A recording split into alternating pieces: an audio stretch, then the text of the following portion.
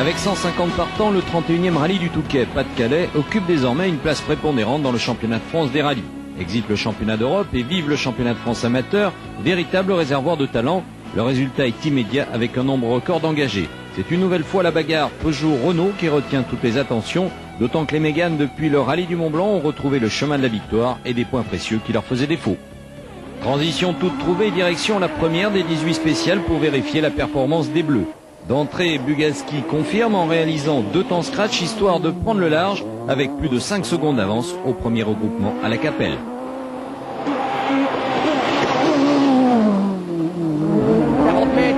Droite à fond, 60 mètres. Droite à fond absolu, plus droite à fond. 60 mètres, droite 115. Pour attention, gauche, 120 Carrefour, rail gravier. Et à fond, 60 mètres, 115 terre ferme. 115 terre ferme. Pour attention, droite à fond, rail gravier. Plus poste, droite à fond, léger. 80 mètres, gauche à fond absolu, rail gravier. 100 mètres. Attention, gauche 115, rail table. Et à fond sur bosse, 100 mètres. Gauche à fond, absolu chemin. 60 mètres. Rail table, maison droite, 124. Et à fond, 40 mètres. Droite gauche, 100 ballons, ferme extérieur. 40 mètres. Attention, droite 113 Carrefour, ferme long 92. Pour gauche droite 90, Carrefour ferme. Et à fond, 80 mètres. Bosse à fond. Plus poste, gauche à fond, extérieur et frein dur, 40 mètres, gauche 90 Carrefour, petit rail gravier. La voiture me plaît, les routes du Nord j'aime bien, donc ça va, tout va bien.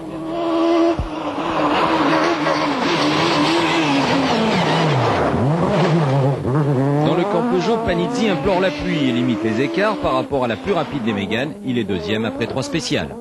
La météo va de toute façon changer et je pense que la pluie va arriver et ça peut peut-être créer certainement des changements aussi au niveau du classement.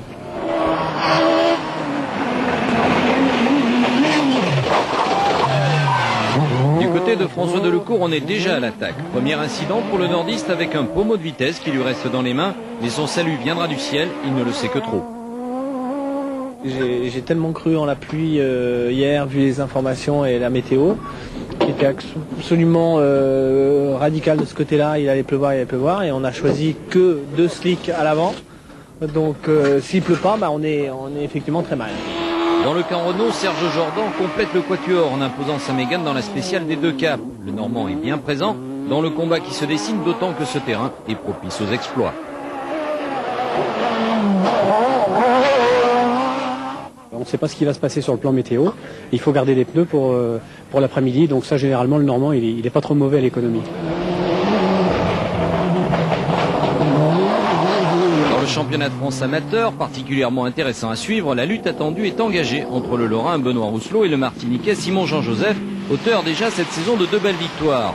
D'entrée de jeu, c'est Benoît Rousselot et sa Ford qui partent devant, faisant preuve d'un pilotage particulièrement efficace. On a une très bonne voiture, les mécaniciens ont super bien bossé en 2 semaines de temps depuis le Limousin. Ils ont fait une voiture à neuf et manifestement elle n'a pas de soucis, donc croisez les doigts. Petit souci différentiel qui a fait peut-être qu'on a été un peu retardé, mais enfin les autres vont vite, notamment Benoît. C'est bien, vive le sport, c'est très bien. Malgré une durite défaillante, Sabir Ghani réalise de bons débuts sur un terrain où il a appris la patience. Il devance à cet instant précis un Patrick Magot survolté à l'idée d'un championnat qui ne cesse de lui sourire.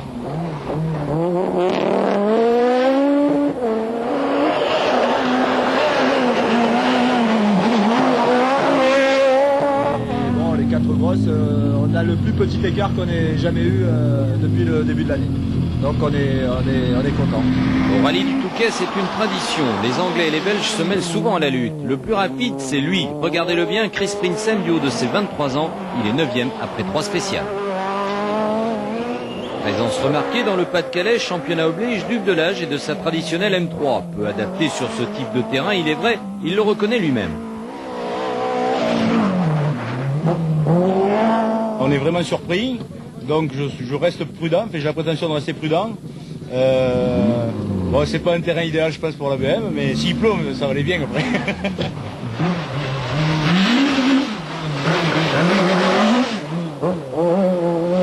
Après une absence remarquée au Limousin, le jeune Nicolas Latil est de retour, plus motivé que jamais, d'autant qu'il retrouve sur son chemin Marc Champeau, très largement salué pour sa performance chez lui. Hélas, le duel prendra fin dès la deuxième spéciale, le Limougeot partant à la faute, défigurant au passage sa Mégane.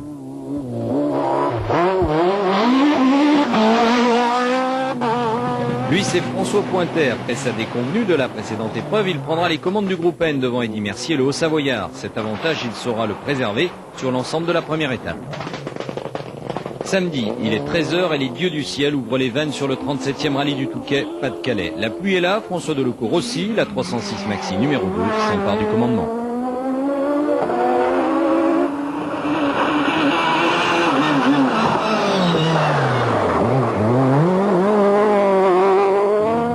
J'aime la pluie. J'ai peut-être une certaine facilité sur la pluie, mais on ne peut pas aimer la pluie dans la mesure ou dans le sens où on est très très vite en dehors de la route. Un véritable temps de Normand et à ce petit jeu, Serge Jordan en profite pour prendre la deuxième place à 1/10 du nouveau leader.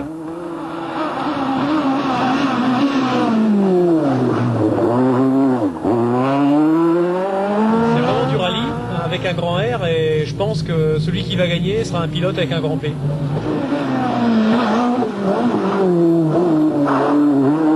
Philippe Bugalski et sa Mégane lâchent prise dans la 4e et 5e épreuve avant de se ressaisir dans la 6e, réalisant le scratch.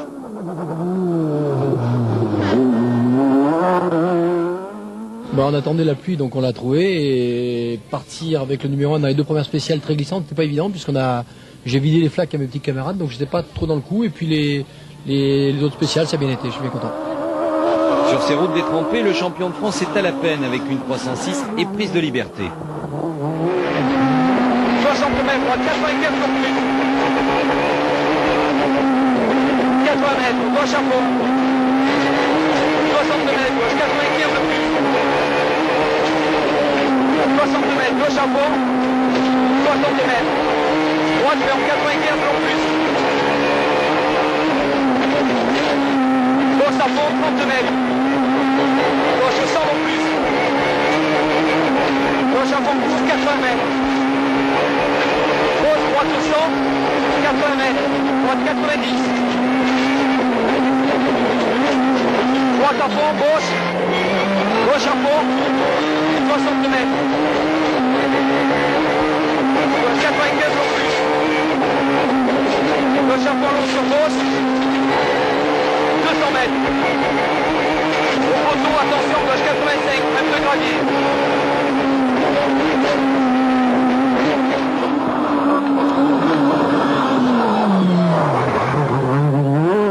C'est uniquement les freins qui me perturbent. J'ai souvent violemment du frein sur l'arrière sans aucune raison. Je me retrouve forcément en position tête à queue. J'en fais beaucoup trop. Gauche 85, attention gravier.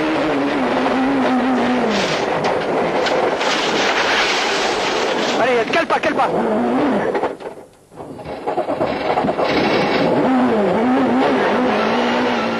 Ça finit même par complètement me perturber parce que je ne sais plus du tout mes distances de freinage, j'arrive plus à freiner. Je peux plus appuyer l'auto en courbe, en freinage. Donc j'ai beau mettre du frein sur l'avant, mais en fait ça veut pas. Je veux dire, ça continue à être complètement un peu n'importe quoi, je dirais, dans le domaine du frein. Donc c'est un peu la galère.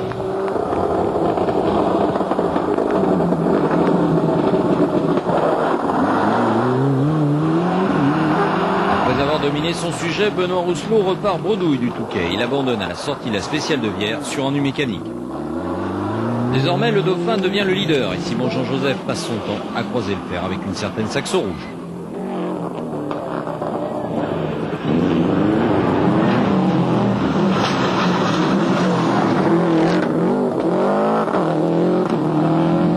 Mon principal objectif est bien sûr le classement amateur. Maintenant, ça m'embête un petit peu de me faire taxer par une Saxo, qui est une très bonne auto, et avec un très très bon pilote qui est Patrick Magot. Mais enfin bon, on verra, je sais pas. On verra comment les choses évolueront. On verra, je sais pas. Adepte depuis le début de la saison de la division et de l'addition, Patrick Magot, expert en mathématiques, héritera au terme de la première étape d'une méritée 5e place.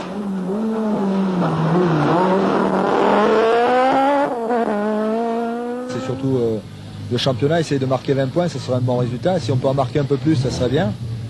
Puis la bagarre de Lecourt, Bugalski, Jordan, Panizzi, parce que là tout le monde est dans le coup, c'est sympa et puis ça peut apporter quelques surprises qui peuvent peut-être nous arranger au championnat.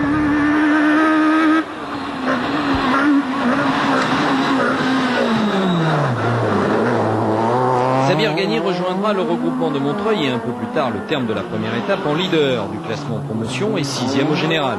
Alors que le Belge Chris Prinsen confirme lui ses bons débuts au volant de la Clio. Hugues Delage joue placé avec sa BMW, heureux à l'idée de revoir le Touquet à la 2e place du championnat amateur. On connaît très mal, en définitive on connaît très mal parce qu'il aurait fallu déjà l'avoir fait sur le mouillé pour connaître. C'est piégeux, tous les 100 mètres il y a un piège quoi. Voilà, donc ça élimine vraiment. Un championnat amateur qui verra trébucher à la 14e place Nicolas Latil et Sam Egan, surpris par un changement d'adhérence. Il partira à la faute. Je veux dire, ma première vraie course, je l'ai fait au rallye du Mont Blanc et ici c'est vraiment la première fois que je rencontre des conditions comme ça, quoi, avec cette voiture. Pascal Thomas et sa Ford s'imposent à la 9e place, suivi comme son ombre par le Belge Brunel venu ici au Touquet pour essayer sa 306 Maxi. Un avant-goût certainement du championnat belge 98. Au rang des déceptions, notons l'abandon de Michel Boetti qui devra désormais patienter jusqu'au rallye d'Antibes. Priscille de Bellois, elle, sauvera l'honneur des petites Maxi en terminant la première étape. Après la pluie, la nuit tombe sur ce rallye qui, après Montreuil, s'apprête à regagner le Touquet dans cet ordre de Lecourt, leader et maître du terrain, précède Bugalski, Jordan et Panizzi. C'est sans compter sur les pièges du Nord et à une spéciale de la fin, Philippe Bugalski porte une dernière attaque. Il part à la faute pour le compte. C'est l'ultime coup de théâtre de cette première étape. Bon, on dit toujours qu'avant de sortir, on était toujours très bien et les partiels l'ont prouvé. On avait 4 secondes d'avance sur François. Pourtant, je paraissais pas être dans un rythme très élevé. J'étais très bien dans la voiture et je me déconcentre. Et je le disais avant le départ, ce sont des routes où il faut être concentré à 120% tout le temps. Et là, je lâche 2 dixièmes de concentration dans un léger gauche en 5e. En 2 dixièmes de seconde, on s'est retrouvé sur la tête et j'ai rien pu faire.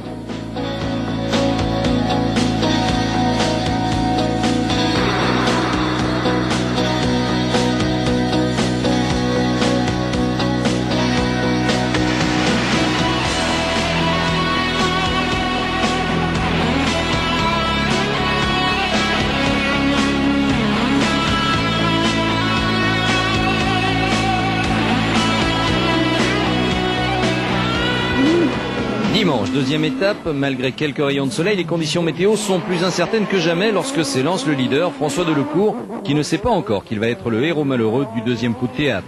C'est avec l'avant endommagé et plus d'1 minute de perdu que le nordiste rejoint son assistance. On avait la boîte bloquée en 5e sur un freinage assez violent, dans une longue ligne droite à l'arrivée de la première spéciale de ce matin.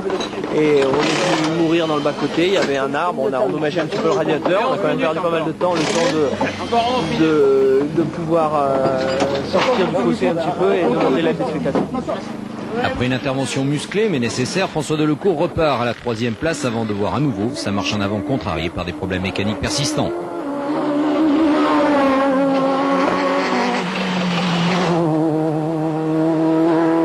Écoute, je pense que suite à sa sortie de ce matin, il a endommagé son moteur. Je l'ai doublé dans la longue spéciale de 33 km. Et la voiture fumait, ça sentait pas bon. Et à mon avis, il a eu un gros souci moteur. Serge Jordan, le pilote Renault, attisé par la soif d'une première victoire, prend les commandes de l'épreuve, sans se reposer cependant sur d'hypothétiques lauriers. La chance va décider. Savoir si on va rester en tête ou si on va sortir ou si on va faire une faute ou si Gilles va gagner. Pour l'instant on ne se pose pas de questions, on envoie la soudure et on se fait plaisir au volant.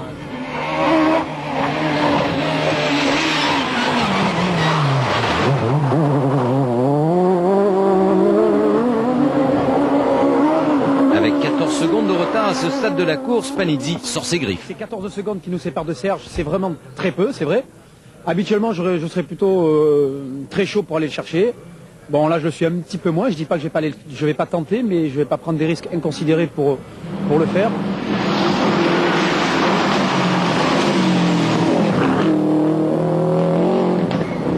Dans le championnat amateur, Simon Jean-Joseph se ménage une voie royale en accédant en plus au podium provisoire.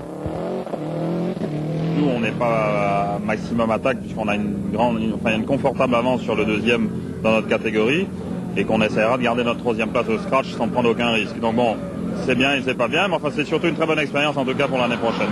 Constamment sur des œufs, pour ne pas dire des pots de banane, il tiendra jusqu'au bout.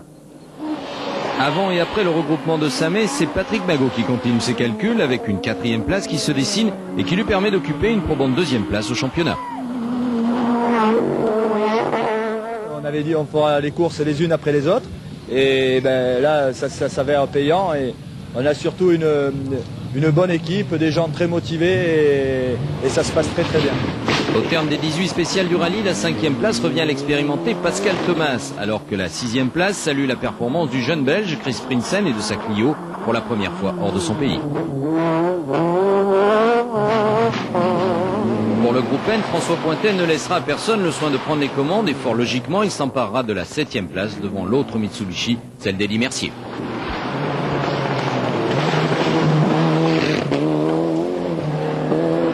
Après avoir visité un peu trop longuement à son goût les bas-côtés, 7 minutes de perdu dans Brunambert, Hugues Delage rejoint l'arrivée à une 8e place qui lui permet cependant de rester un fragile leader du championnat amateur. En groupe F, victoire pour le multiple vainqueur du rallye du Touquet, José et Chantal Barbara, inusable, il referme la liste du top 10.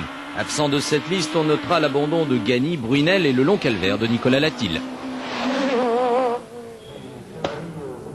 Après Samé, on ferme pour les rescapés direction le Touquet. Et c'est dans la plus longue spéciale du rallye et ses 33 km que Gilles Panizzi perd tout espoir de victoire sur un choix osé de pneumatique. En fait, il perd dans l'aventure plus d'1 minute et se résout enfin à assumer les points de la 2e place.